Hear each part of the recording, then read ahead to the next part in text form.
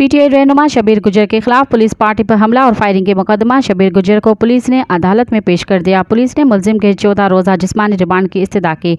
इंसदाद दहशतगर्दी अदालत के जज अरशद जावेद ने समाअत की। तफ्तीशी अफसर का कहना था कि सत्तो कतला थाना की हदूद वलेनिशिया टाउन में पुलिस पार्टी पर हमला हुआ।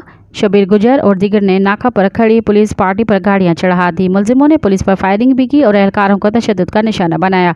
तफ्तीशी अफसर ने मौक़िफ़ इख्तियार किया कि शब्बीर गुजर ने पुलिस से SMG राइफल छीन ली। थाना सत्तो कतला में गुज़िश्ता रोज़ दहशतगर्दी के दफ़ात के तहत मुकदमा दर्ज हुआ।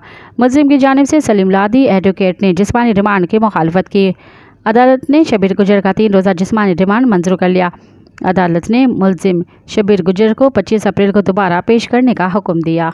मज़ीद ख़बरन ऐं तफ़सीलात लाइ विज़िट कयो असांजी वेबसाइट www.awamiNewsHD.com ऐं ॾिसंदा रहो अवामी न्यूज़ HD।